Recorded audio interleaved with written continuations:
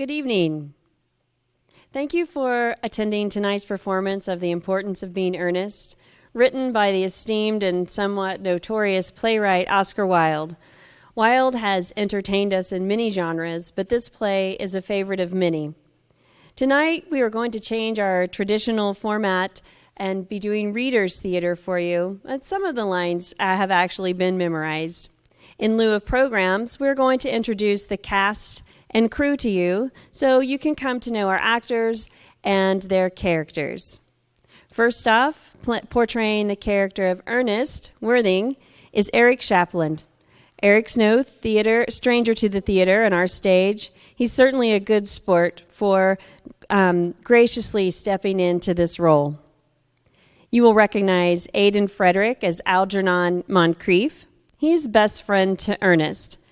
Aidan has many talents, including being a master at the piano, which you'll hear a little bit of that this evening. And he's also a master on the ice, playing hockey with the Western Kansas team. Algernon's aunt and benefactor is Lady Bracknell, and she's being played by Valeria Catano. She's a newcomer to our theater. And we are happy to have her talent with accents and building a character. She's certainly added a lot to our cast. Gwendolyn is Lady Bracknell's daughter, and she will be portrayed by the lovely Ella Rumford. Acting in a play is new to Miss Rumford. She adds this activity to her already solid performances on the volleyball and basketball courts. Gwendolyn is the love interest of Ernest and Algernon's first cousin. Emily Castleman will shine as Cecily Cardew, Ernest's ward. Emily has been seen on this very stage, and I have fond memories of her in many children's theater productions. Her character is the love interest of Algernon.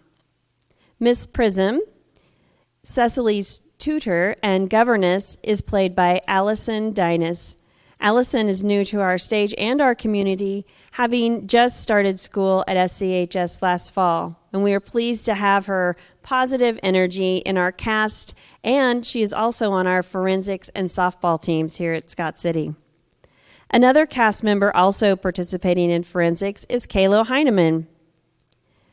He's playing the Reverend Chasuble, the local rector, and in his role today, and he adds it to many other roles that he's played on this very stage.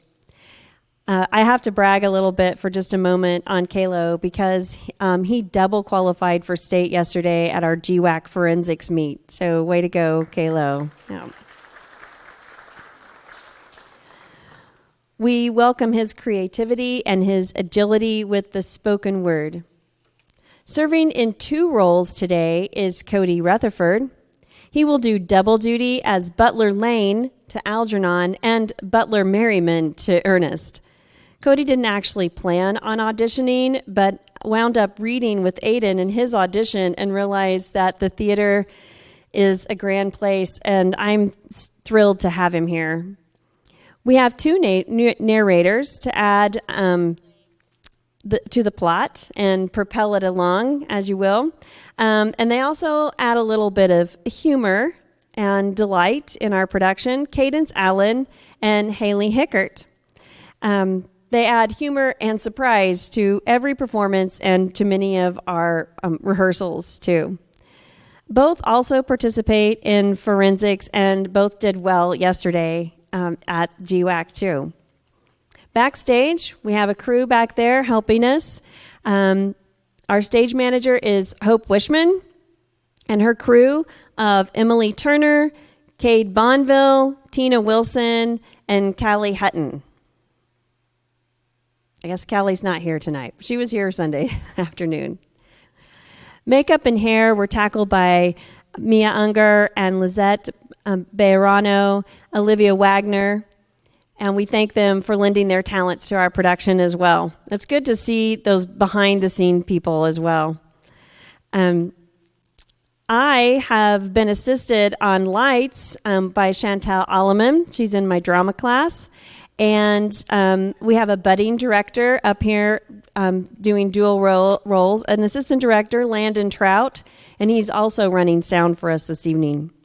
Sets, costumes, props, and everything else were gathered and organized by the 7th period drama class. Anya Castleman aided in costume alteration and moral support for the director.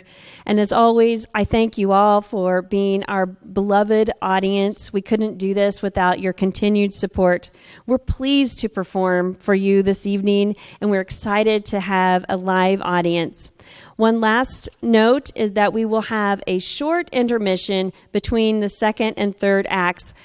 Sunday afternoon we did 10-minute intermission. Today we'll probably do about 6 because 10 seemed a little long. And enjoy the production, laugh, and have a good time.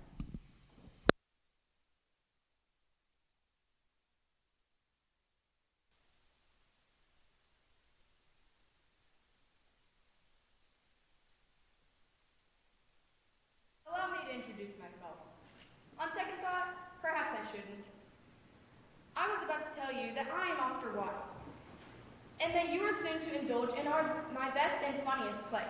But I'm not really Oscar Wilde, and I'm not really wild at all. But the play is the funniest. But perhaps I should let you judge for yourself. Just like the Santa Fe Winter Turnout on Gold took place on a Sunday evening. No, take it to Sunday evening. In the year of our Lord 1895, it all began in the Battle of Frat Hall. And a very exclusive one it was. It is so exclusive that everybody in the town knows exclusive. Yours at first, with careful elegance and moving careful carelessness of the super cage and the Lane, who is Algy's pessimistic manservant, is laying out cucumber sandwiches for tea. Lady Bracknell, Algy's Aunt Augusta, also exclusive, is expected. Her daughter Gwendolyn, Algy's attractive, capricious cousin, is also expected. Mr. Ernest Worthing, or should you say Jack, is not expected. But since the events of the play can hardly get underway without him, he arrives. Lane answers the bell as Algy enters to sample the cucumber sandwiches.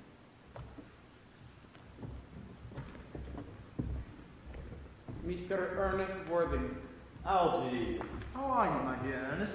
What brings you up to town? Oh, pleasure. What else should bring one anywhere? Eating as usual, I see, Algy. I believe it's customary in good society to take some slight refreshment at 5 o'clock.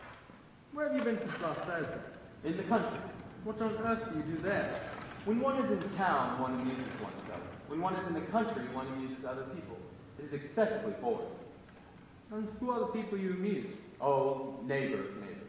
Got nice neighbors in your part of Shropshire? Perfectly horrid. Never speak to one of them. How immensely you must amuse them. By the way, Shropshire is your county, is it not? Shropshire? Yes, of course. Why all these cups? Why cucumber sandwiches? Why such reckless extravagance in one so young? Who is coming to tea? Merely Aunt Augusta and Gwendolyn. How perfectly delightful. Yes, that's all very well, old boy, but I'm afraid Aunt Augusta won't quite approve of your being here. May I ask why? My dear fellow, the way you flirt with Gwendolyn is perfectly disgraceful.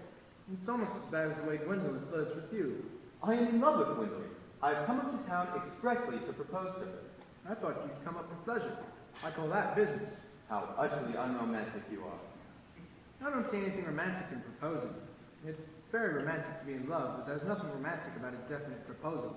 One may be accepted, usually is, I believe. Then the excitement is all over. The very essence of romance is uncertainty. If ever I get married, I'll certainly try to forget the fact.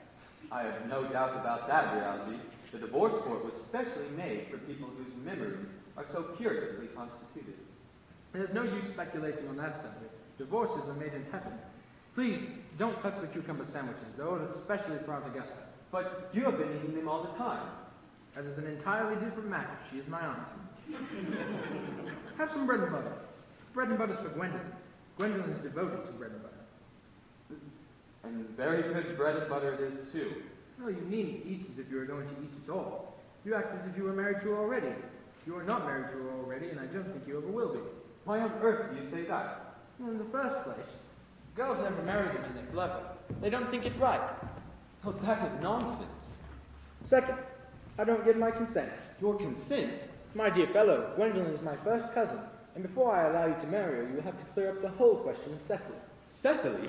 What on earth do you mean? What do you mean, Algy, by Cecily? I do not know anyone of the name of Cecily. Lane? Da, sir. Lane, bring me that cigarette case Mr. Worthing left in the smoking room the last time he dined here. Da, sir. Do you mean to say you have had my cigarette case all this time? I wish to goodness you had let me know. I've been writing frantic letters to Scotland Yard about it. I was very nearly offering a large reward. Well, I wish you would offer one. I happen to be more than usually hard up. There is no good offering a large reward now that the thing is found. I think that is rather mean of you, Ernest, I must say. Mr. Worthing's cigarette case. However, it makes no matter, for now that I look at the inscription inside, I find that the thing isn't yours at all. Of course it's mine. You have seen me with it 100 times, and you have no right whatsoever to read what is written inside. It is a very ungentlemanly thing to read a private cigarette case. Yes, but this isn't your cigarette case. This cigarette case is a present from someone of the name Cecily, and you said you didn't know anyone of that name. Well, if you want to know, Cecily happens to be my aunt. Your aunt? Yes, charming old lady she is too. Lives at Tunbridge Wells. Just give it back to me, Algy. But why does she call herself Little Cecily if she is your aunt and lives at Tunbridge Wells? From Little Cecily with her fondest love. My dear fellow, what on earth is there in that? Some aunts are tall, some aunts are not tall. That is a matter that surely an aunt shall be allowed to decide for herself. You seem to think that every aunt shall be just like your aunt. That is absurd. For heaven's sake, give me back my cigarette case. Yes, but why does your aunt call you her uncle? There is no objection, I admit, to an aunt being a small aunt. But why an aunt, no matter what her size may be, should call her own nephew her uncle, I can't quite make out. Besides, this is addressed to someone of the name Jack. Your name isn't Jack at all. It's Ernest. It isn't Ernest, it's Jack. You have always told me it was Ernest. I've introduced you to everyone as Ernest. You look as if your name was Ernest. You're the most earnest-looking person I've ever seen in my life. It's on your cards. Here is one of them. Mr. Ernest Worthing, B4, the Albert. I'll keep this as a proof your name is Ernest, if ever you try to deny it to me, to Gwendolen, or to anyone else. Well, my name is Ernest in town and Jack in the country, and the cigarette case was given to me in the country. Yes, but that does not account for the fact that your small Aunt Cecily, who lives at Tunbridge Wells, calls you her dear uncle. Come, old boy, you had much better have the thing out at once. My dear Algy, you talk exactly as if you were a dentist. It is very vulgar to talk like a dentist when one isn't a dentist. It produces a false impression. That is what dentists always do. Now go on, tell me the whole thing. I may mention that I have always suspected you of being a confirmed and secret Bunburyist, and I'm quite sure of it now. Bunburyist? What on earth do you mean by a Bunburyist? I'll reveal to you the meaning of that incomparable expression as soon as you are kind enough to inform me why you are Ernest in town and Jack in the country. Well, produce my cigarette case first. Here it is. Now produce your explanation, and pray make it improbable. My dear fellow, there is nothing improbable about my explanation at all. In fact, it's perfectly ordinary. Old Mr. Thomas Cardew, who adopted me when I was a little boy, made me in his will guardian to his granddaughter, Miss Cecily Cardew. Cecily, who addresses me as her uncle from motives of respect that you could not possibly appreciate, lives at my place in the country under the charge of her admirable governess, Miss Prism. Where is that place in the country, by the way? That is nothing to you, dear boy. You are not going to be invited. I may tell you candidly that the place is not in Shropshire. I suspected that. I've Bunburied all over Shropshire on 2 separate occasions. Now go on. Why are you Ernest in town and Jack in the country? My dear Algy, I don't know whether you will be able to understand my real motives. You are hardly serious enough. When one is placed in the position of guardian, one has to adopt a very high moral tone on all subjects. It's one's duty to do so. And as a high moral tone can hardly be said to conduce very much to either one's health or one's happiness, in order to get up to town, I have always pretended to have a younger brother of the name of Ernest, who lives in the Albany and gets into the most dreadful scrapes. That, my dear Algy, is the whole truth, pure and simple. The truth is rarely pure and never simple. What you really are is a Bunburyist. I was quite right in saying you were a Bunburyist. You are one of the most advanced Bunburyists I know. What on earth do you mean? You have invented a very useful younger brother called Ernest, in order that you may be able to come up to town as often as you like. I have invented an invaluable permanent invalid called Bunbury, in order that I may be able to go down to the country whenever I choose. Bunbury's perfectly invaluable. If it wasn't for Bunbury's extraordinary bad health, for instance, I wouldn't be able to dine with you at Willis's tonight. for I have been really engaged to Aunt Augusta for more than a week. I haven't asked you to dine with me anywhere tonight. I know, you're so careless about sending your invitations. You had much better dine with Aunt Augusta, for you'll hardly have an appetite after all those cucumber sandwiches. I haven't the smallest intention of doing anything of the kind. To begin with, I dine there on Monday, and once a week is quite enough to dine with one's own relations. Besides, now that I know you to be a confirmed Bunburyist, I naturally want to talk to you about Bunburying. I want to tell you the rules. I am not a Bunburyist at all. If Gwendolen accepts me, I am going to kill my brother. Indeed, I think I'll kill him in any case. Cecily is a little too much interested in him. It is rather a bore. So I'm going to get rid of Ernest. And I strongly advise you to do the same with your invalid friend who has the absurd name. Nothing will induce me to part with Bunbury. And if you ever get married, which seems to me extremely problematic, you will be glad to know Bunbury. A man who marries without knowing Bunbury has a very tedious time of it. That is nonsense. If I marry a charming girl like Gwendolen, and she's the only girl I ever saw in my life that I would marry, I certainly won't want to know Bunbury. Then your wife will. There's a vigorous ringing of the doorbell. That must be Aunt Augusta. Only relatives or creditors ever ring in that Wagnerian manner. Now, if I get her out of the way for 10 minutes so that you have an opportunity of proposing to Gwendolen, can I dine with you at Willis's tonight? I suppose so, if you want to. Lady Bracknell and Miss Fairfax. Good afternoon, dear Algernon. I hope you are behaving very well. I'm feeling very well, Aunt Augusta. That's not quite the same thing. In fact, those things rarely go together. Mr. Worthing, how do you do? Good afternoon, Lady Bracknell. Dear me, Gwendolen, you are smart. I am always smart, am I not, Mr. Worthing? You are quite perfect, Miss Fairfax. Oh, I hope I am not that. It would leave no room for developments, and I intend to develop in many directions. Will you take this chair, Miss Fairfax? I'm sorry if we were a little late, Algernon, but I was obliged to call on dear Letty Harbury. I hadn't seen her since her poor husband's death.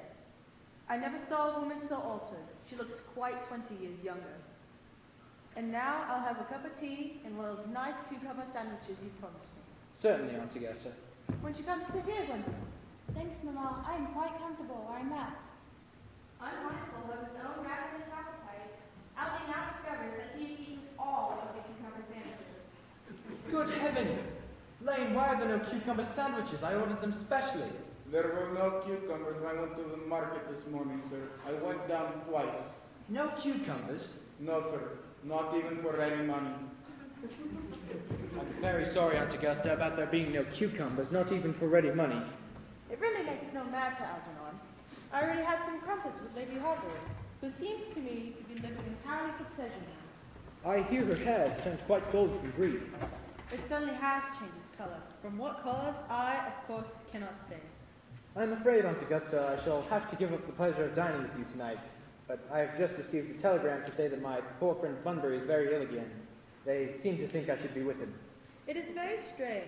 This Mr. Bunbury seems to suffer from curiously bad health. Yes, poor Bunbury is a dreadful invalid. Well, I must say, Algernon, that I think it is high time that Mr. Bunbury made up his mind whether he is going to live or to die. This shilly-shallying with the question is absurd. I should be much obliged if you would ask Mr. Bunbury to be kind enough to not have a relapse on Saturday, for I rely on you to arrange my music for me. It is my last reception, and one wants something that will encourage conversation, particularly at the end of the season, when everyone has practically said whatever they had to say, which, in most cases, was probably not much. I'll speak to Bunbury, Aunt Augusta, if he is still conscious, and I think I can promise you he'll be all right by Saturday. Of course, the music is a great difficulty. If one plays good music, people don't listen, and if one plays bad music, people don't talk. But I'll run over the program I've drawn out if you will kindly come with me to the next room for a moment. Thank you, Algernon. It is very thoughtful of you. Rear to his lord. You go. You go. No, it's your turn. You can go. No, you can go. Children's word, Algernon and Hubert sit down and leave in an open field for rodents. Charming day it has been, Miss Fairfax. Pray, don't talk to me about the weather, Mr. Worthing. Whenever people talk to me about the weather, I always feel quite certain that they mean something else. I do mean something else. I thought so. In fact, I am never wrong. And I would like to take advantage of this temporary absence. I would certainly advise you to Mamma has a way of coming back suddenly into a room that I've often had to speak to her about. Mrs. Fairfax, ever since I met you, I've admired you more than any girl in the world I have ever met since, well, I met you. Yes, I am quite aware of the fact, and I often wish that in public, at any rate, you had been more demonstrative. For me, you have always had an irresistible fascination. Even before I met you, I was far from indifferent to you.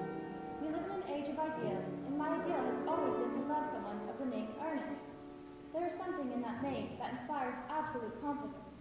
The moment Algernon first mentioned to me that he had a friend called Ernest, I knew I was destined to love you. You really love me, Gwendolyn? Passionately. Darling, you don't know how happy you've made me. My own Ernest. But you don't really mean to say that you couldn't love me if my name wasn't Ernest. But your name is Ernest. Yes, I know it is, but supposing it was something else, do you mean to say you couldn't love me then?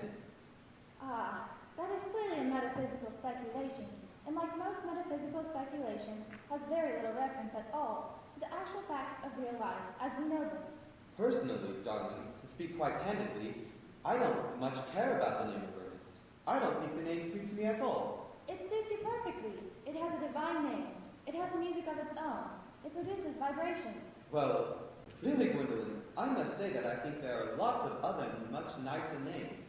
I think Jack, for instance, a charming name. Jack? No. There is very little music in the name Jack, if at all any, indeed. It is not thrilling. It produces absolutely no vibrations. I have known several Jacks, and they all, without exception, were more than usually plain. Besides, Jack is a notorious domesticity for John, and I pity any woman who is married to a man called John. She would probably never be allowed to know the entrancing pleasure of a single moment's solitude. The only real safe name is Ernest. Gwendolyn, I must get christened at once. I mean, we must get married at once. There's no time to be lost. Marry, Mr. Worthing? Well, surely. You know that I love you, and you had me to believe, Miss Fairfax, that you were not absolutely indifferent to me. I adore you, but you haven't proposed to me yet. Nothing has been said at all about marriage. The subject has not even been touched on. Well, may I be proposed to you now? I think it would be an admirable opportunity, and to spare you any possible disappointment, Mr. Worthing, I think it would be only fair to tell you quite frankly beforehand that I am fully determined to accept you.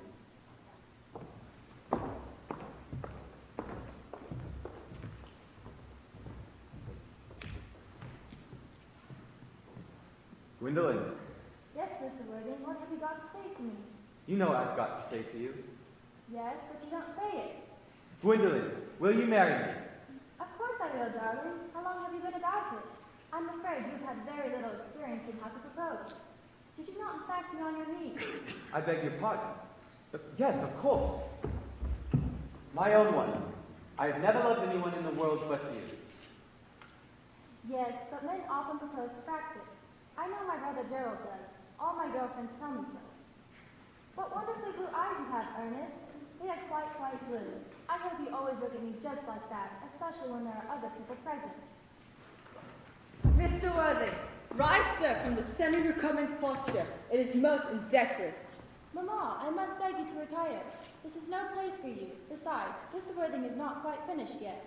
Finished what, may I ask? I'm engaged to be married to Mr. Worthing, Mamma. Pardon me? You're not engaged to anyone. When you do become engaged to someone, I or your father will inform you of the fact. An engagement should come on a young girl as a surprise, pleasant or unpleasant, as the case may be. It is hardly a matter that she could be allowed to arrange for herself. And now I have a few questions to put to you, Mr. Worthing. You, Gwendolyn, will wait for me in the carriage below. Mamma! In the carriage. Yes, Mamma.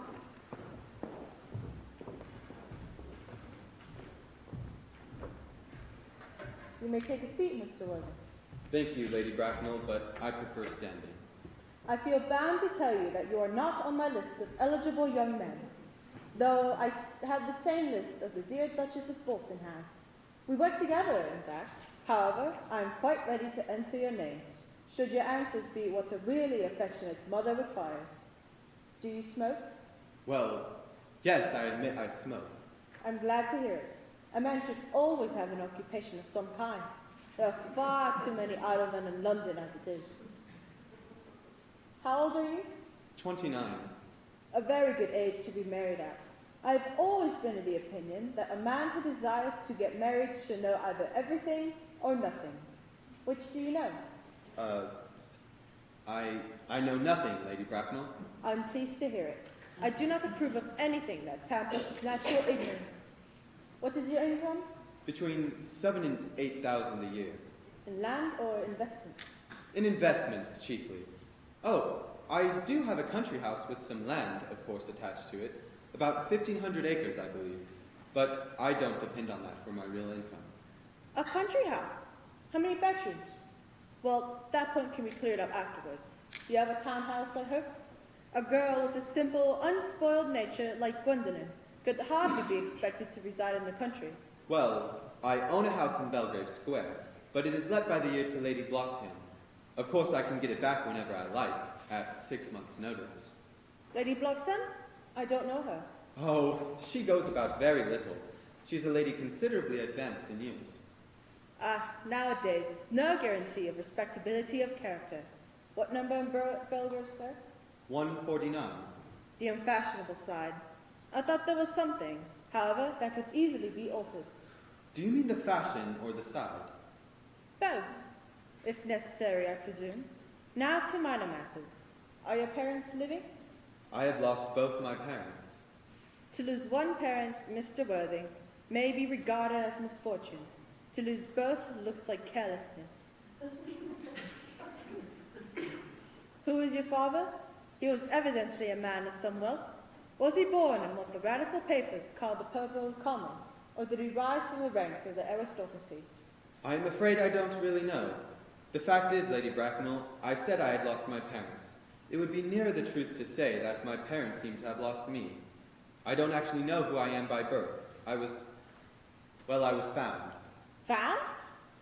The late Mr. Thomas Cardew, an old gentleman of a very charitable and kindly disposition, found me and gave me the name of Worthing because he happened to have a first-class ticket for Worthing in his pocket at the time.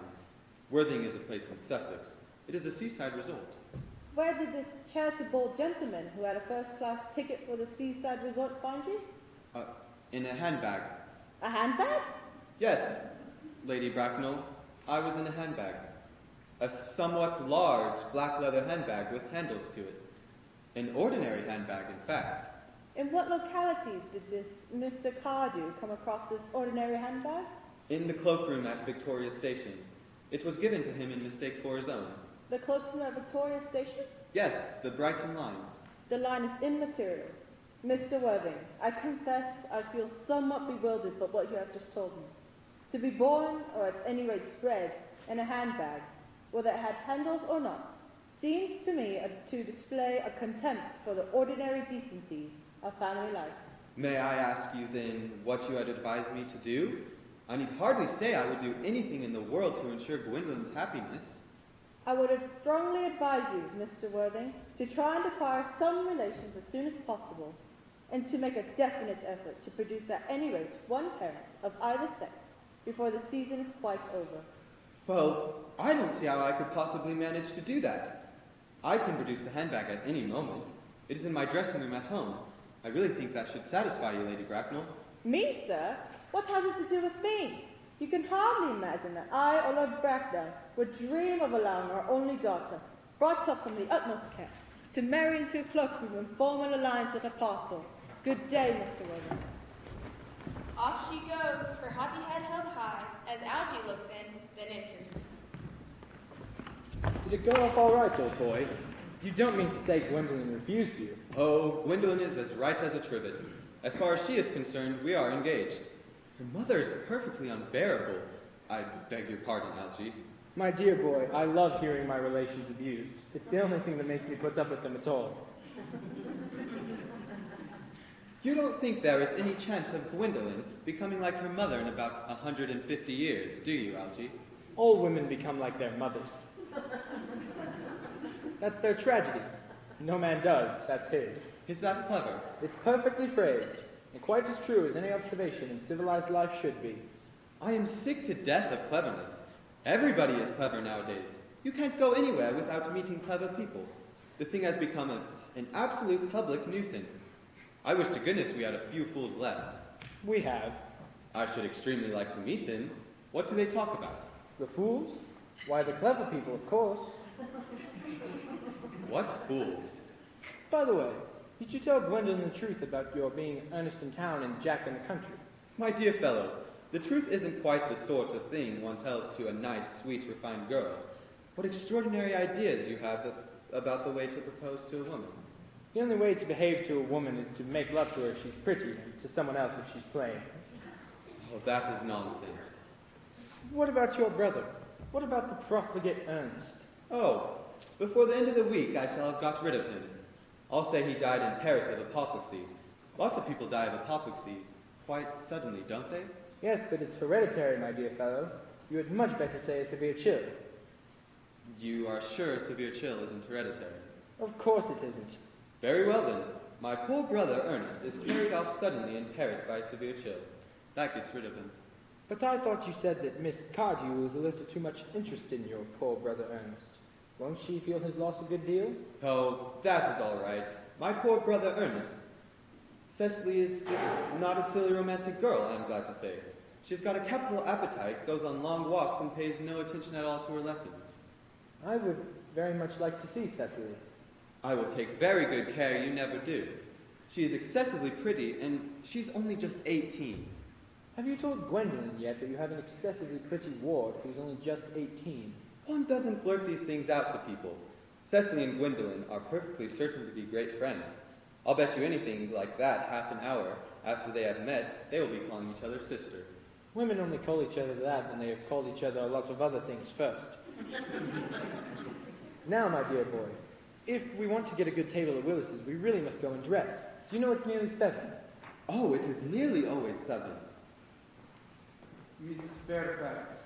Gwendolyn, upon my word. Algy, kindly turn your back. I have something very particular to say to Mr. Worthing. My own daughter.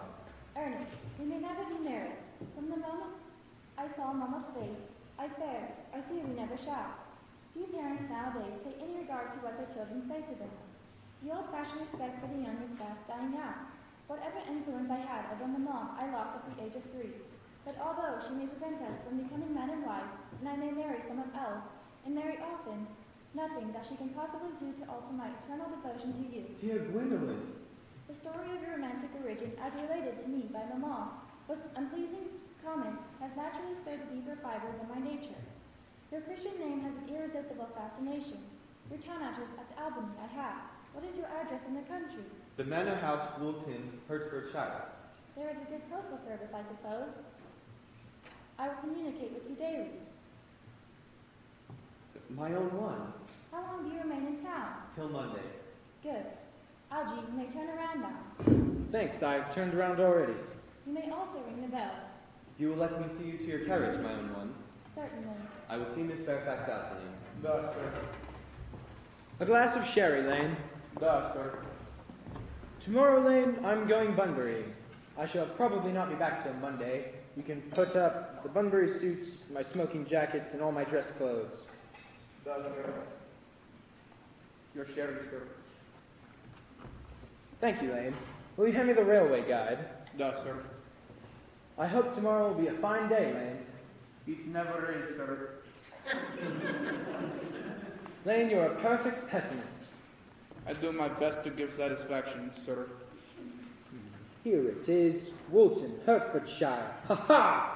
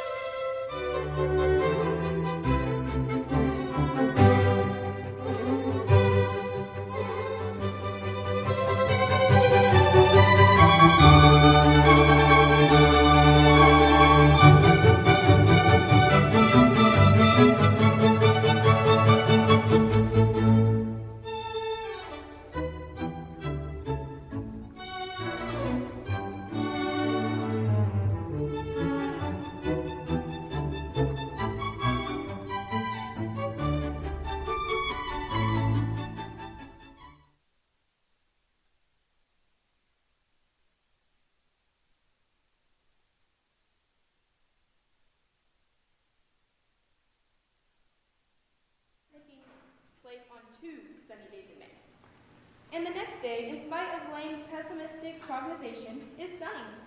At least the sun is shining in the well-groomed garden of the handsome old manor house, where Cecily, the pretty word Ernest, I beg your pardon, I mean, of course, Jack, is whittling away the afternoon under the tutelage of the maidenly Miss Prism. Miss Prism is most maidenly. She's been a maid for years. Cecily, your German grammar is on the table. Pray, open it at page 15. We will repeat yesterday's lesson. I don't like German. It isn't at all a becoming language, and I know perfectly well that I look quite plain after my German lesson. Child, you know how anxious your guardian is that you should improve yourself in every way. He laid particular stress on your German, as he was leaving for town yesterday. Indeed, he always lays stress on your German when he is leaving for town. Dear Uncle Jack is so very serious.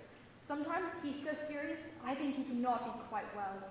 Your guardian enjoys the best of health, and his gravity of demeanor is especially to be commended in one so comparatively young as he is. You must remember his constant anxiety about that unfortunate young man, his brother. I wish Uncle Jack would allow that unfortunate young man, his brother, to come down here sometime. We might have a good influence over him, Miss Prism. I do not think that even I could produce an effect on a character that, according to his own brother's admission, is irretrievably weak and vacillating. Indeed, I am not sure that I would desire to reclaim him. I am not in favor of his modern mania for turning bad people into good people at a moment's notice. As a man sows, so let him reap. What are you writing here? My diary. I really don't see why you should keep a diary. I keep a diary in order to enter the wonderful secrets of my life. If I didn't, I should probably forget all about them. Memory, my dear Cecily, is the diary we all carry about with us. Yes, but it usually chronicles the things that have never happened and never could have happened. I believe memory is responsible for all of those 3-volume novels that library sends us. Do not speak slightingly of the 3-volume novel, Cecily. I wrote one myself in earlier days. Did you really, Miss Prism? How wonderfully clever you are. I hope it did not end happily. I don't like novels that end happily. They depress me so much. The good ended happily and the bad unhappily. That is what fiction means. I suppose so, but it seems very unfair. And was your novel ever published? Alas, no. The manuscript unfortunately was abandoned. I use the word in the sense of lost or mislaid. To your work, child. But I see Dr. Chasuble coming through the garden. Dr. Chasuble is the local rector. A pious man whose piety is proved unwarranted by the admiring Miss Prism. And how are we this morning? Miss Prism, you are, I trust, well. Miss Prism has just been complaining of a slight headache, and I think it would do so much good to have a long stroll with you through the park. Cecily, I have not mentioned anything about a headache. No, dear Miss Prism, but I instinctively felt that you had a headache. Indeed, I was thinking about that and not about my German lesson when the rector came in. I hope, Cecily, you were not inattentive. Oh, I'm afraid I am. That is strange. Were I fortunate enough to be Miss Prism's pupil, I would hang upon her lips. I spoke metaphorically. My metaphor was drawn from these. Mr. Worthing, I suppose, has not returned from town yet? We do not expect him till Monday afternoon. Ah, yes, he usually likes to spend his Sunday in London. He's not one of those whose sole aim is enjoyment, as by all accounts, that unfortunate young man, his brother, seems to be. But I must not disturb Egeria and her pupil any longer.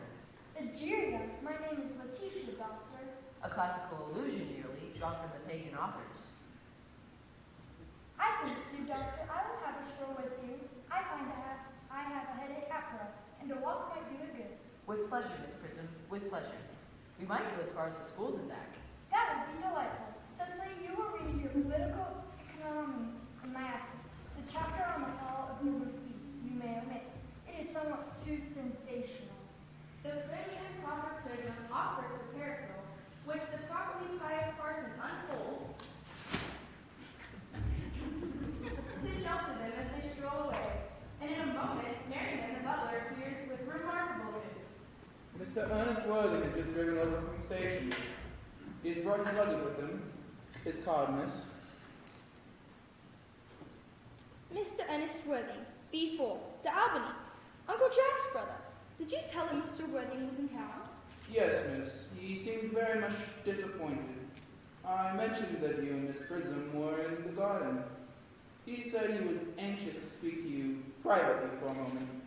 Ask Mr. Ernest Worthing to come here. I suppose you had better talk to the housekeeper about a room for him. Yes, miss. I've never met any real wicked person before. I feel rather frightened. I'm so afraid he will look just like everyone else. Mr. Ernest Worthing. Oh, he does. You are my little cousin Cecily, I'm sure. You are under some strange mistake. I'm not little. In fact, I believe I am more than usually tall for my age. But I am your cousin Cecily. You, I see from your card, are Uncle Jack's brother, my cousin Ernest, my wicked cousin Ernest. Oh, I am not really wicked at all, Cousin Cecily. You mustn't think that I'm wicked. If you are not, then you have certainly been deceiving us all for a very inexcusable manner. I hope you have not been leading a double life, pretending to be wicked and being really good all the time. That would be hypocrisy. Oh, of course, I have been rather reckless. I'm glad to hear it. In fact, I've been very bad in my own small way. I don't think you should be so proud of that, though I am sure it must have been very pleasant. It's much pleasanter being here with you. I can't understand how you are here at all. Uncle Jack won't be back till Monday afternoon. That is a great disappointment. I'm obliged to go up by the first train on Monday morning. Still, I think you had better wait till Uncle Jack arrives. I know he wants to speak with you about your immigrating. About my what? Your immigrating. He has gone up to buy you an outfit. I certainly wouldn't let Jack buy my outfit. He has no taste in neckties at all. I don't think you will require neckties. Uncle Jack is sending you to Australia. Australia? I'd sooner die. Well, he said at dinner on Wednesday night that you would have to choose between this world, the next world, and Australia. Oh, well, the accounts I've received of Australia and the next world are not particularly encouraging. This world is good enough for me, Cousin Cecily. Yes, but are you good enough for it? I'm afraid I'm not that. That is why I want you to reform me. You might make that your mission this afternoon if you don't mind, Cousin Cecily. I'm afraid I have no time this afternoon. Would you mind my reforming myself then? It is rather quixotic of you, but I think you should try. I think I will. I feel better already. You are looking a little worse. That's because I'm hungry. How thoughtless of me. I should have remembered that when one is going to lead an entirely new life, one requires regular and wholesome meals. Won't you come in? Thank you. Might I have a buttonhole first? From one of your own roses. I never have any appetite unless I have had a buttonhole first. A Marcel meal? No, I'd sooner have a pink rose. Why? Because you are like a pink rose, Cousin Cecily. I don't think it can be right for you to talk to me like that. Miss Prism never says such things to me. Then Miss Prism is a short-sighted old lady. You are the prettiest girl I ever saw. Miss Prism says that all good looks are a snare. They are a snare that every sensible man would like to be caught in. Oh, I don't think I would care to catch a sensible man. I don't know what to talk to him about. Come in. Come, here comes Miss Prism and Dr. Chasuble. Shall we go in, Cousin Ernest?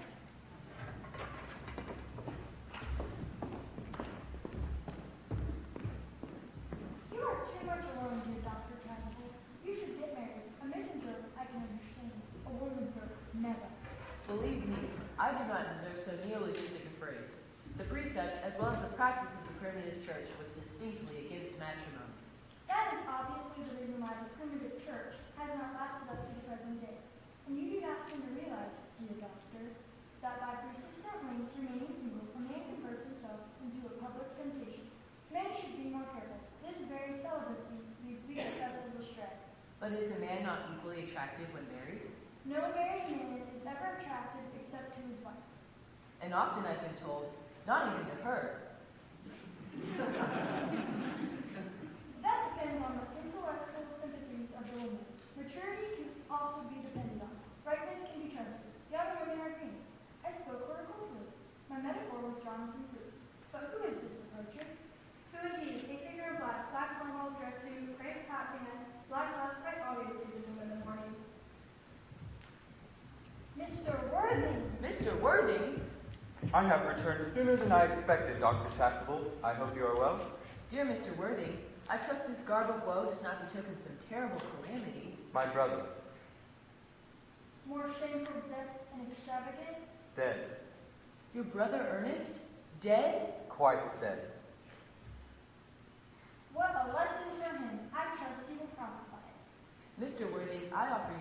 sincere condolence. You at least have the consolation of knowing that you are always the most generous and forgiving of brothers. Poor Ernest. He had many faults, but it is a sad, sad blow. Very sad indeed. Were you with him at the end? No, he had died abroad. In Paris, in fact. I had a telegram last night from the manager of the Grand Hotel. Was the cause of death mentioned? A severe chill, it seems. As a man sows, so shall he reap. Charity, dear Miss Prism, charity. None of us are perfect. I myself am peculiarly susceptible to drafts. Will the interment take place here? No, he seems to have expressed a desire to be buried in Paris. In Paris? I fear that hardly points to any very serious state of mind for the last. You would no doubt wish me to make some slight allusion to this tragic domestic affliction next Sunday. My sermon on the meaning of the manna in the wilderness can be adapted to almost any occasion, joyful or, as in the present case, distressing. I have preached it at harvest celebrations, christenings, confirmations, on days of humiliation, and even festal days. Ah, that reminds me. You mentioned christenings, I think, Dr. Chasuble. I suppose you know how to christen all right? I mean, of course you are continually christening, aren't you? It is, I regret to say, one of the rector's most constant duties in this parish. I have often spoken to the poorer classes on the subject, but they don't seem to know what thrift is. Is there any particular infant in whom you are interested, Mr. Worthing? It is not for any child, dear doctor. I'm very fond of children. No, the fact is, I would like to be christened myself this afternoon if you have nothing better to do. But surely, Mr. Worthing, you have been christened already. I don't remember anything about it. But have you any grave doubts on the subject? I certainly intend to have. Of course, I don't know if the thing would bother you in any way, or if you think I'm a little too old now. Not at all. The sprinkling and indeed the immersion of adults is a perfectly canonical practice. Immersion? Oh, you need have no apprehensions. Sprinkling is all that is necessary, or indeed advisable. Our weather is so changeable. At what hour would you wish the ceremony performed? Oh, I might trot around about 5 if that would suit you. Oh, perfectly, perfectly. And now, dear Mr. Worthing, I will not intrude any longer into your house of sorrow. Oh, Uncle Jack, I'm so pleased to see you back. But what horrid clothes you have on. Do you go and change them? Cecily! My child, my child. What is the matter, Uncle Jack? Do you look happy? You look as if you had a toothache, and I've got such a surprise for you. Who do you think is in the dining room? Your brother! Who? Your brother Ernest. He arrived about half an hour ago. What nonsense! I haven't got a brother. Oh, don't say that. However badly he may have behaved to you in the past, he is still your brother. You couldn't be so heartless as to disown him. I'll tell him to come out, and you will shake hands with him, won't you, Uncle Jack? I'll be back in a moment. These are very joyful tidings. After he had all but resigned to his loss, his sudden return seems to be peculiarly distressing. My brother is in the dining room? I don't know what it all means. I think it is perfectly absurd. Here he is, Uncle Jack. Good heavens, you! Brother John, I've come down from town to tell you that I'm very sorry for all the trouble I've given you, and that I intend to lead a better life in the future. Uncle Jack, are you not going to refuse your own brother's hand? Nothing will induce me to take his hand. I think his coming down here disgraceful. He knows perfectly well why. Uncle Jack, do be nice. There is some good in everyone. Ernest has just been telling me about his poor invalid friend, Mr. Bunbury, whom he goes to visit so often. And surely there must be much good in one who is kind to an invalid and leaves the pleasures of London to sit by a bed of pain. Oh, he has been talking about Bunbury, has he? Yes, he has told me all about Mr. Paul Bunbury in his terrible state of health. Bunbury? Well, I won't have him talk to you about Bunbury or about anything else. Of course, I admit that all the faults are on my side, and I must say I think Brother John's coldness to me is peculiarly painful. I expected a more enthusiastic welcome, especially considering this is the first time I have come here. Uncle Jack, if you don't shake hands with Ernest, I will never forgive you. Never forgive me. Never, never, never. Well, this is the last time I shall ever do it. It's pleasant, is it not, to see so perfect a reconciliation? I think we might leave the two brothers together. Cecily, you will come with us. Certainly, Miss Prism. My little task of reconciliation is over.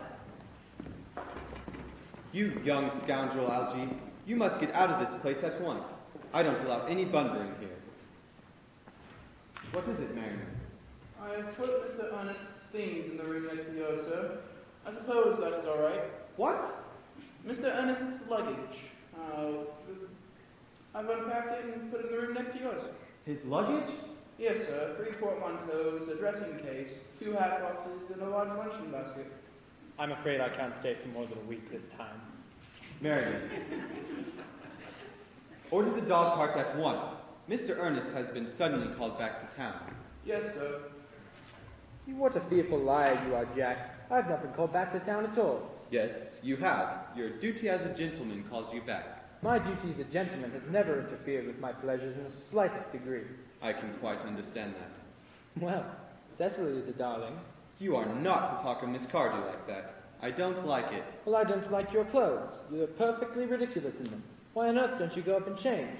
It's perfectly childish to be in deep mourning for a man who is actually staying a whole week with you in your own house. I call it grotesque. You are certainly not staying with me for a whole week. You have got to leave by the 4:05 train. I certainly won't leave you so long as you're in mourning. It would be most unfriendly. I'm sure you would stay with me if I were in mourning. I would think it most unkind if you didn't. Well, will you go if I change my clothes? Yes, if you're not too long. I never saw anybody take so long to dress and with such little result. Your conduct is an outrage, and your presence in my garden utterly absurd. However, you have got to catch the 4:05, and I hope you will have a pleasant journey back to town. This Bunbury, as you call it, has not been a great success for you. Goodbye. I think it's been a great success. I'm in love with Cecily, and that is everything. But I must see her before I go and make arrangements for another Bunbury. Ah, there she is. Oh, I merely came back to water the roses. I thought you were with Uncle Jack. He's gone to order the dog cart for me. Oh, is he going to take you for a nice drive? He's going to send me away. Then have we got to part? I'm afraid so. It's a very painful parting. It is always painful to part from someone whom one has just known for a very brief space of time. The absence of old friends one can endure with equanimity, but even a momentary separation from anyone whom one has just been introduced to is almost unbearable. Thank you. The dog cart is at the door, sir. It can wait, Merriman, for 5 minutes. Yes, miss. I hope, Cecily, I shall not offend you if I state quite frankly and openly that you seem to me to be in every way the visible personification of absolute perfection. I think your frankness does you great credit, Ernest. If you will allow me, I will copy your remarks into my diary. Do you really keep a diary? I'd give anything to look at it. May I? Oh, no. You see, it is simply a very young girl's record of her own thoughts and impressions, and consequently meant for publication. Right, Ernest, don't stop. I delight in taking down from dictation. I've reached absolute perfection. You can go on now. I'm quite ready for more. Cecily, ever since I first looked upon your wonderful and incomparable beauty, I have dared to love you wildly, passionately, devotedly, hopelessly. I don't think you should tell me that you love me wildly, passionately, devotedly, hopelessly. Hopelessly doesn't seem to make much sense, does it? Cecily. The dog cart is waiting, sir. Tell it to come round next week at the same hour. Yes, sir. Uncle Jack would be very much annoyed if he knew you were staying till next week at the same hour. Oh, I don't care about Jack. I don't care about anybody in the whole world but you. I love you, Cecily. You will marry me, won't you? You silly boy! Of course. Why, we have been engaged for the last 3 months. For the last 3 months. Yes, it will be exactly 3 months on Thursday. But how did we become engaged? Well, ever since dear Uncle Jack first confessed to us that he had a younger brother who was very wicked and bad, you, of course, have formed the chief topic of conversation between myself and Miss Prism. And of course, a man who is much talked about is always very attractive. I dare say it was foolish of me, but I fell in love with you, Ernest. Darling, and when was the engagement actually settled? On the 14th of February last, won up by your entire ignorance of my existence, I determined to end the matter one way or the other. And after a long struggle with myself, I accepted you under this dear old tree here. The next day, I brought out this little ring in your name and this little bangle of which the true lovers knot I promised you'd always to wear. Did I give you this? It's very pretty, isn't it? Yes, you have wonderfully good taste, Ernest. It's the excuse I've always given you for leading such a bad life. And this is the box in which I keep all your letters in. My letters? But my own sweet Cecily, I have never written you any letters. You need hardly to remind me of that, Ernest. I remember only too well I was supposed to write your letters for you. Do let me read them, Cecily. Oh, I couldn't possibly. That would make you far too conceited. What a perfect angel you are, Cecily. You dear romantic boy. I hope your hair curls naturally. Does it? Yes, darling, with a little help from others. You must not laugh at me, darling, but it has always been a girlish dream of mine to love someone whose name was Ernest. There is something in that name that seems to inspire absolute confidence. I pity any poor married woman whose husband is not called Ernest. But, my dear child, do you mean to say you could not love me if I had some other name? But what other name? Oh, any name you like. Algernon, for instance. But I don't like the name of Algernon. Well, my own dear, sweet, loving little darling, I really can't see why you should object to the name of Algernon. It's not at all a bad name. In fact, it's a rather aristocratic name. Half the chaps who get to the bankruptcy court are called Algernon. But seriously, Cecily, if my name was Algy, couldn't you love me? I might respect you, Ernest. I might admire your character. But I fear that I could never be able to give you my undivided attention. Cecily, your rector here is, I suppose, thoroughly experienced in all the rites and ceremonials of the church. Oh yes, Dr. Chasuble is the most learned man. I must see him at once on a most important christening, I mean, most important business. Oh? I shan't be away for more than half an hour. Couldn't you make it in 20 minutes? I'll be back in no time. What an impetuous boy he is. I like his hair so much. I must enter his proposal into my diary. Miss Fairfax is called to see Mr. Worthing among very important business, Miss Fairfax states. Isn't Mr. Worthing in this library? Oh, Mr. Worthing went over in the direction of the rectory some time ago. Ask the lady to come out here. Mr. Worthing is sure to be back soon. And you can bring some tea. Yes, miss. Miss Fairfax, I suppose one of the many good elderly women who are associated with Uncle Jack in some of his philanthropic work in London. Miss Fairfax. Pray, let me introduce you to myself. My name is Cecily Cardew. Cecily Cardew, what a very sweet name. Something tells me that we are going to be great friends. I like you already more than I can say. My first impressions of people are never wrong. How nice of you. I may call you Cecily, may I not? With pleasure. And you will always call me Gwendolen, won't you? I hope so. Then that is all quite settled, is it not? I hope so. Perhaps this might be a favorable opportunity for my mentioning who I am. My father is Lord Bracknell. You never heard of Papa, I suppose? I don't think so. Outside the family circle, Papa, I am glad to say, is entirely unknown. I think that is quite as it should be. The home seems to me to be the proper sphere for the man. Cecily, Mamma, whose views on education are remarkably strict, has brought me up to be extremely short-sighted. It is part of her system. So do you mind my looking at you through my glasses? No, not at all, Gwendolen. I'm very fond of being looked at.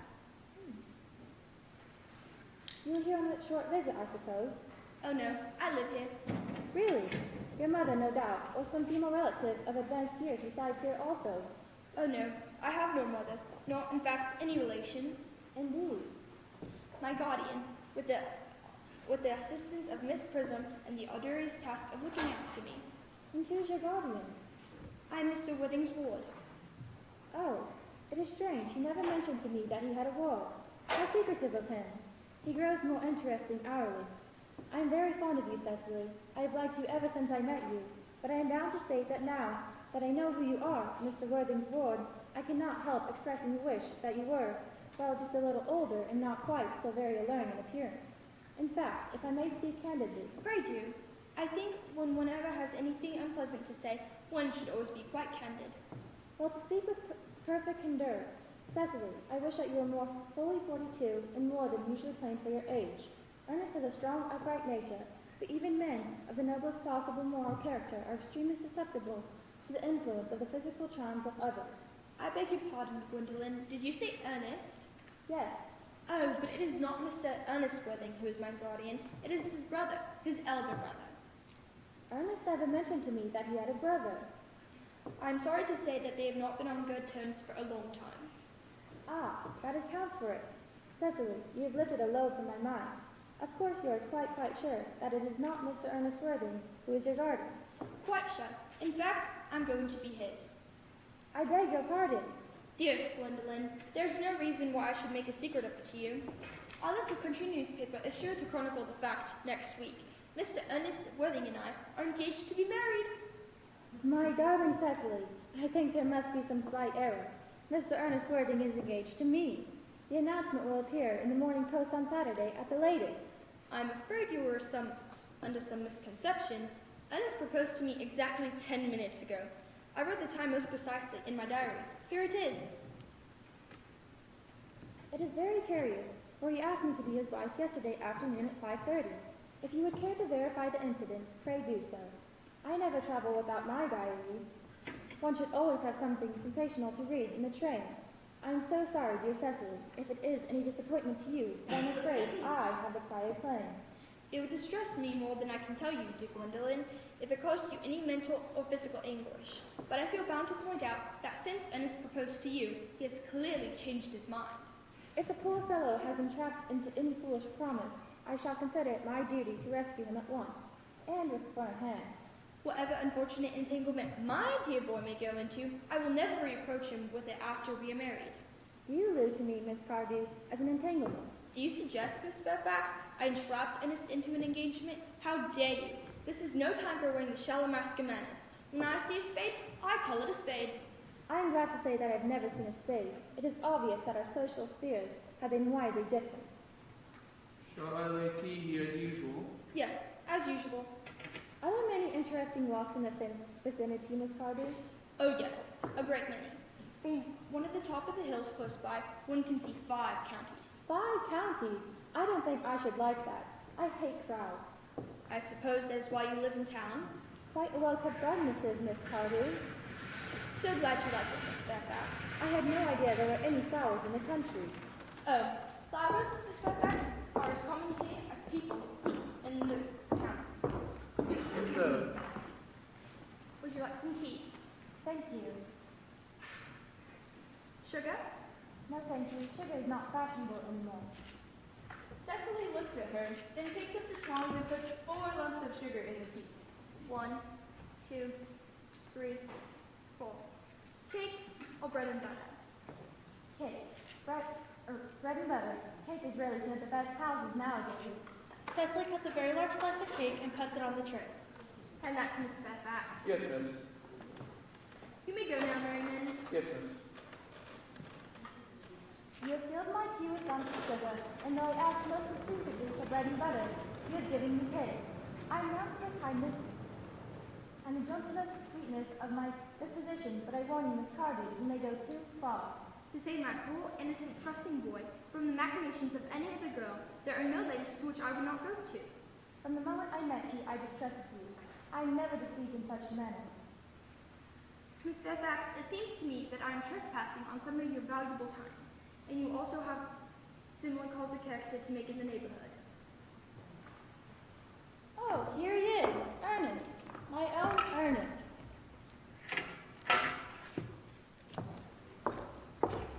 Gwendolyn, darling. A moment. May I ask if you are engaged to be married to this young lady? To dear little Cecily? Of course not. What could have put such an idea into your pretty little head? Thank you. You may kiss me. I knew there had to be some misunderstanding, Miss Fairfax. The gentleman whose arm is present around your waist is my dear guardian, Mr. John Worthing.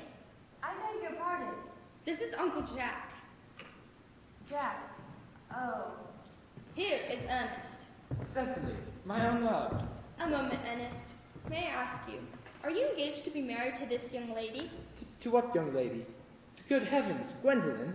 Yes, to good heavens. Gwendolyn. I mean to Gwendolyn. Of course not. What could have put such an idea into your pretty little head? Thank you. You may kiss me. I felt that there was some slight error, Miss Cardew. The gentleman who is now embracing you is my cousin, Mr. Algernon Moncrief. Algernon Moncrief? Oh, are you called Algernon? I cannot deny it. Oh. Is your name really John? I could deny it if I liked. I could deny anything if I liked. But my name is certainly John. It has been John for years. Miss Fairfax, a gross deception has been practiced on us both. My poor wounded Cecily. My sweet wronged Gwendolyn. You will call me sister, will you not? Sister. Sister. Oh.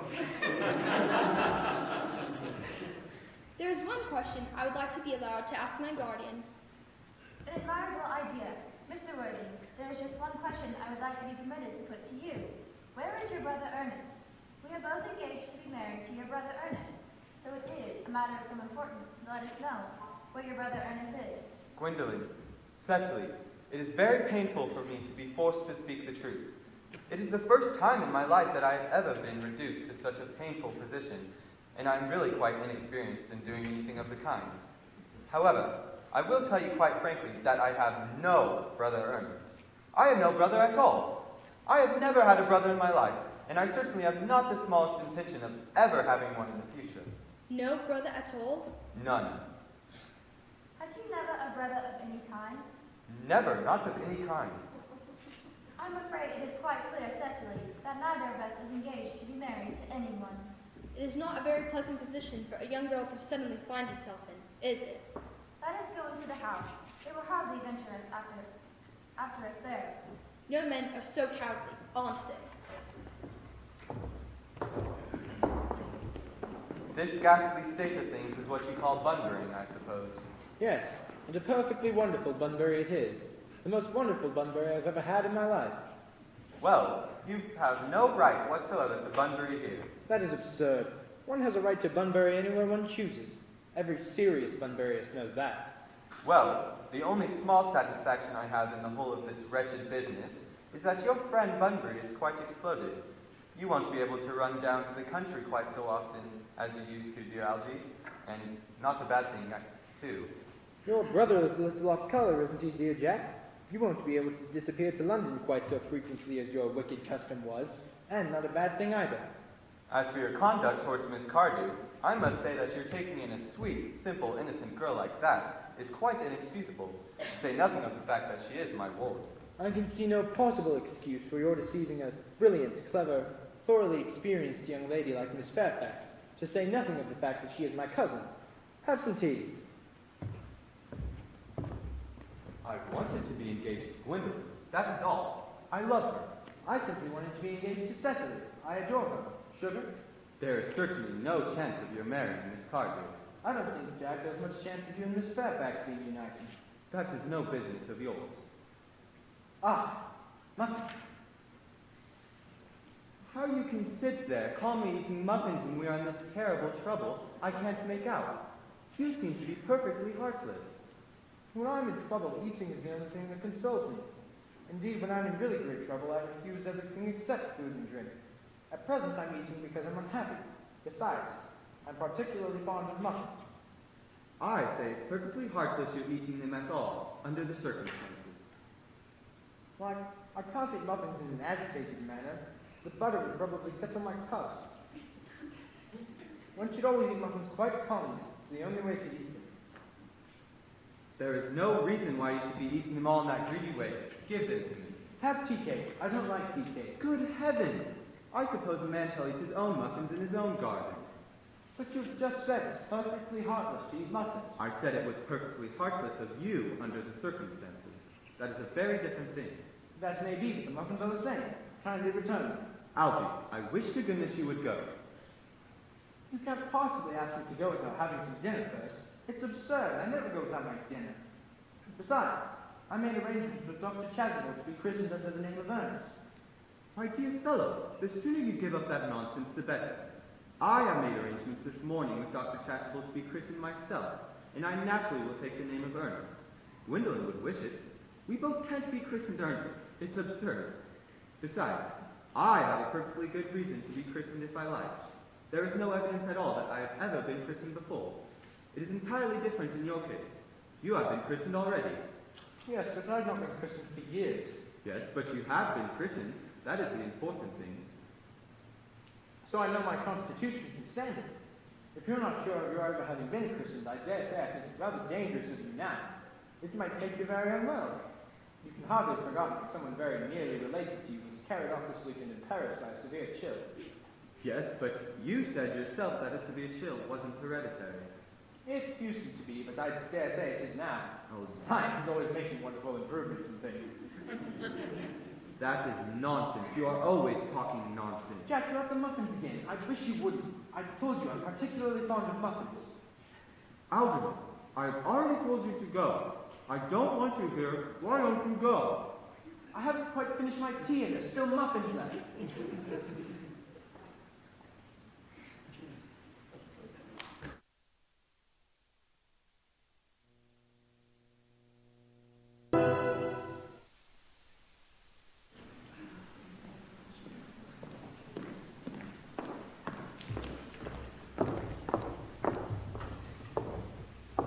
Cecily and Gwendolyn, having taken refuge in the morning room, cannot resist a peep or two into the garden where their rebuffed admirers have argued themselves into a moody silence. Come, gentlemen, enough of this nonsense over tea, cake, and muffins. The fact that they did not follow us at once into the house seems to me to show that they have some sense of shame left. They have been eating muffins. That looks like repentance. They're looking at us. They're approaching. Let us preserve a dignified silence.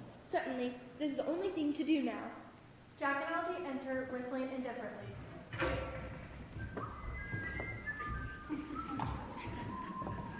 This dignified silence seems to produce an unpleasant effect, A most distasteful one. but we will not be the first to speak. Certainly not.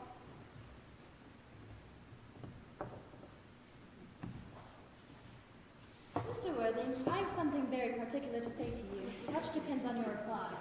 Mr. Moncrief, kindly answer me the following question. Why did you pretend to be my guardian's brother? In order that I might have an opportunity of meeting you. That certainly seems a satisfactory explanation, does it not? Yes, dear, if you can believe him. I don't. But that does not affect the wonderful beauty of his answer. True. Mr. Worthing, what explanation can you offer to me for pretending to have a brother? Was it in order that you might have an opportunity of coming up to town to see me as often as possible? Can you doubt it, Miss Fairfax?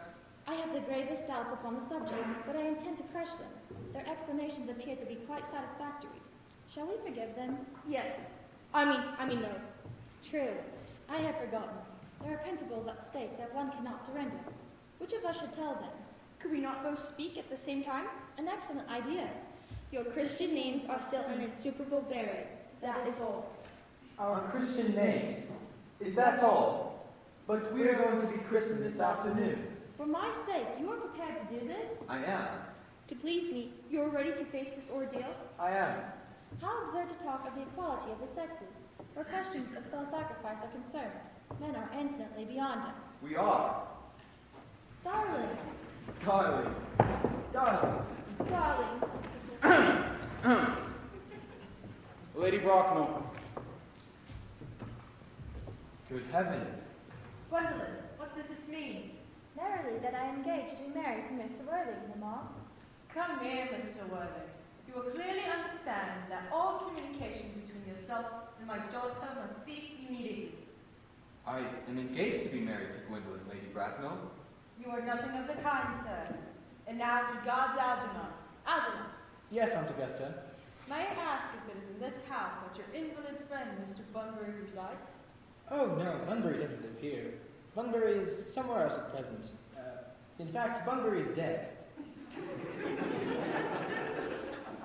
Dead? When did Mr. Bunbury die? His death must have been extremely sudden. Oh, I killed Bunbury this afternoon. I mean, poor Bunbury died this afternoon. What did he die of? Bunbury? Oh, he was quite exploded. Exploded? Was he the victim of a revolutionary outrage? My dear Aunt Augusta, I mean, he was found out. The doctors found out that Bunbury could not live. That is what I mean. So Bunbury died. I see. May I ask, Mr. Worthing, who is that young person whose my nephew Algernon is now holding in what seems to me in a peculiarly unnecessary manner? That lady is Miss Cecily Cardew, my ward. I'm engaged to be married to Cecily, Aunt Augusta. I beg your pardon? Mr. Moncrief and I are engaged to be married, Lady Bracknell. I think some preliminary inquiry on my part would not be out of place. Mr. Worthing, Is Miss Cardew at all connected with any of the larger railway stations in London? Until yesterday, I had no idea that there were any families or persons whose origin was terminus. Miss Cardew is the granddaughter of the late Mr. Thomas Cardew of 149 Belgrave Square, SW, Jervis Park, Dorking, Surrey, and the Sporn, 5 Shire, NB. That sounds not unsatisfactory. 3 addresses always inspire confidence, even in tradesmen. But what proof have I of their authenticity? I have carefully preserved the court guides of the period. They are open to your inspection, Lady Bracknell. I've known many strange errors in that publication. Miss Cardew's family solicitors are Messrs. Mark B., and Mark B. Mark B., a firm with a very high position in the profession. Indeed, I'm told that one of the Mr. Markbys is occasionally to be seen at dinner parties. So far, I am satisfied. How extremely kind of you, Lady Bracknell. Gwendolyn, the time approaches for our departure. We have not a moment to lose. As a matter of form, Mr. Worthing, I'd better ask you if Miss Cardew has any little fortune. Oh, about £130,000 in the funds. That is all. Goodbye, Lady Bracknell. So pleased to have seen you. A moment, Mr. Worthing. £130,000. And in the funds, Miss Cardew seems to be a most attractive young lady after I look at her. Come over here, dear. Pretty child. Your dress is sad and simple, and your hair seems as nature might have left it. But we can soon alter all that. Kindly turn around, please, sweet child. The side view. Yes, quite as I expected. There are distinct social possibilities in your profile. Cecily's the sweetest, dearest, prettiest girl in the whole world, and I don't care 2 pence about social possibilities. Never speak disrespectfully of society, Algernon. Only people who can't get into that do that. Well, dear children, I suppose I must give my consent. Thank you, Montagesta. Thank you, Lady Bracknell. You, Cecily, may kiss me. And you may now call me Aunt Teresa. The marriage, I think, had better take place quite soon. Thank you, Montagesta. Thank you, Aunt Augusta. I beg your pardon, Lady Bracknell, but this engagement is quite out of the question. I am Miss Cardew's guardian, and she cannot marry without my consent until she comes of age. That consent I absolutely decline to give. Upon what grounds, may I ask? Algernon is an extremely eligible young man. He has nothing, but he looks everything. What more can one desire? It pains me very much to have to speak frankly to you, Lady Bracknell, about your nephew. But the fact is that I do not approve at all of his moral character. I suspect him of being untruthful. Untruthful? My nephew Algernon? Impossible. He went to Oxford. I fear there can be no possible doubt about the matter. This afternoon, during my temporary absence in London, he obtained admission to my house by means of the false pretense of being my brother. He succeeded in the course of the afternoon in alienating the affections of my only ward. He subsequently stayed to tea and devoured every single muffin. Mr. Worthing, after careful consideration, I have decided entirely to overlook my nephew's conduct to you. That is very generous of you, Lady Bracknell.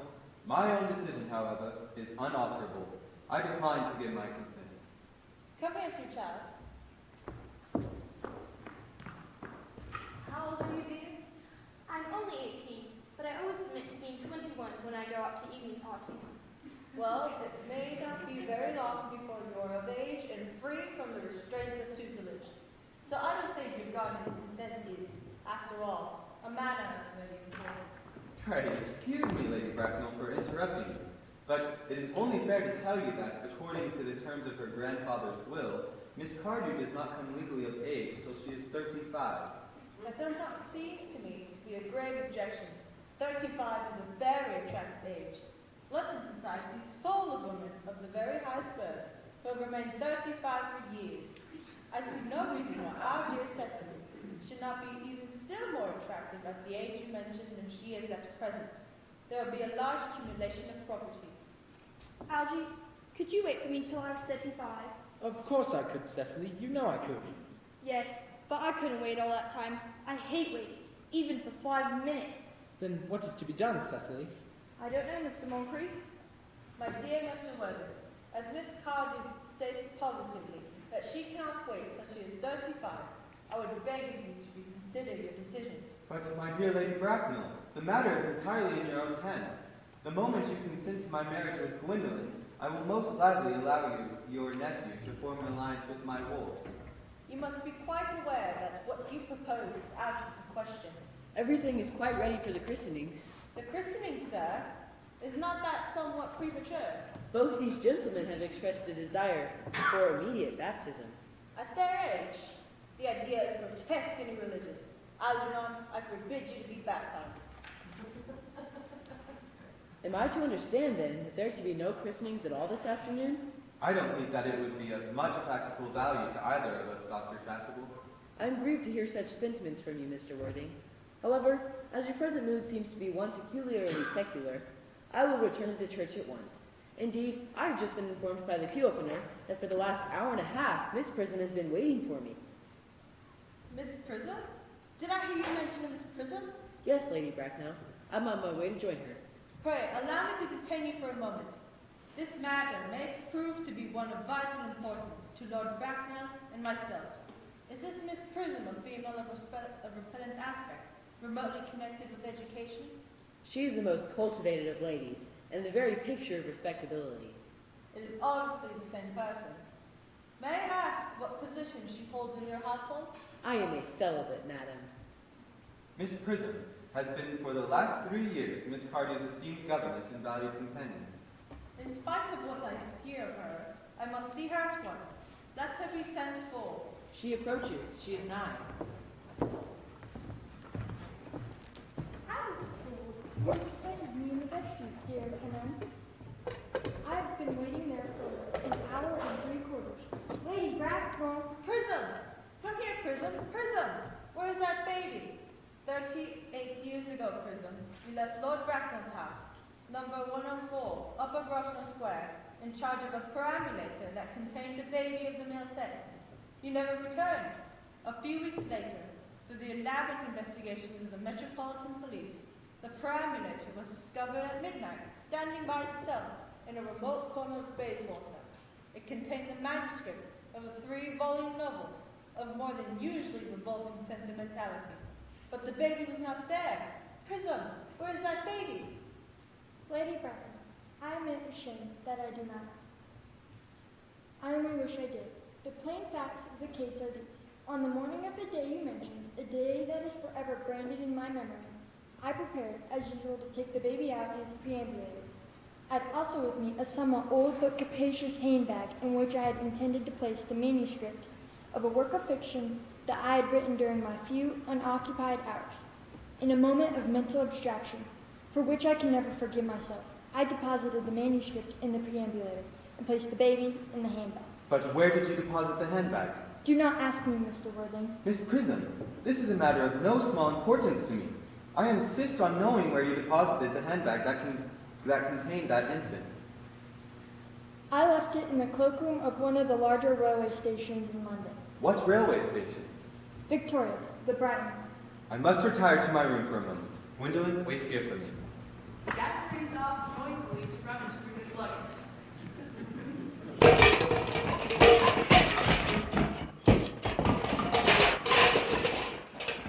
What do you think all this means, Lady Bracknell? I dare not even suspect Dr. Chasuble. I need hardly tell you that in families of high position, strange coincidences are not supposed to occur. They are hardly considered a thing. Uncle Jack seems strangely agitated. Your guardian has a very emotional nature. This noise is extremely unpleasant. Perhaps you have a private son. Miss Prism, is this the handbag? Examine it carefully before you speak. The happiness of more than one life depends on your answer. It seems to be mine. Yes, here's the injury it received through the upsetting of a Gower Street omnibus in younger and happier days. Here is the stain on the lining caused by the explosion of a temperance beverage, an incident that occurred at Leamington. And here on the walk are my initials. The bag is undoubtedly mine. I'm delighted to have it so unexpectedly restored to me. It has been a great inconvenience being without it all these years. Miss Prism, more is restored to you than that handbag. I was the baby you placed in it. You? Yes. Mother? Mr. Worthing, I am unmarried. Unmarried? I do not deny that is a serious blow. But after all, who has the right to cast a stone against one who has suffered? Cannot repentance wipe out an act of folly? Why should there be one law for men and another for women? Mother, I forgive you. Mr. Worthing, there is some error. Lady Bracknell is the lady who can tell you who you really are. Lady Bracknell, I hate to seem inquisitive, but would you kindly inform me of who I am? I'm afraid that the news I have to give will not altogether please you. You are the son of my poor sister, Mrs. Moncrief, and consequently Algernon's elder brother. Algy's brother? Then I have a brother after all. I knew I had a brother. I always said I had a brother. Cecily, how could you have ever doubted that I had a brother? Dr. Chasuble, my unfortunate brother. Miss Prism, my unfortunate brother. Gwendolyn, my unfortunate brother. Algy, you young scoundrel, you will have to treat me with more respect in the future. You have never behaved to me like a brother in all your life. Well, not till today, old boy, I admit. I did my best, though, being out of practice. My own.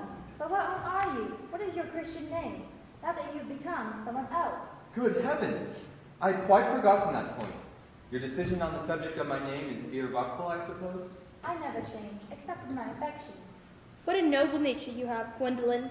Then the question had better be cleared up at once. Aunt Augusta, a moment. At the time when Miss Prism left me in the handbag, had I been christened? Every luxury that money could buy, including christening, had been lavished on you by your fond and doting parents. Then I was christened. That is settled. Now, what name was I given? Let me know the worst. Being the eldest son, you were naturally christened after your father.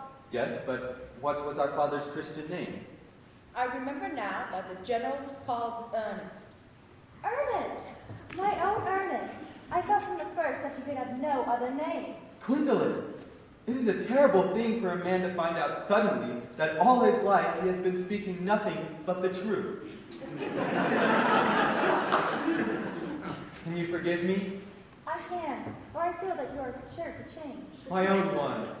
Letitia. Frederick at last. Cecily, at last. Gwendolyn at last. My nephew, you seem to be displaying signs of triviality. On the contrary, Aunt Augusta, I've now realized for the first time in my life the vital importance of being earnest. Hugs, kisses, curtain, and good night.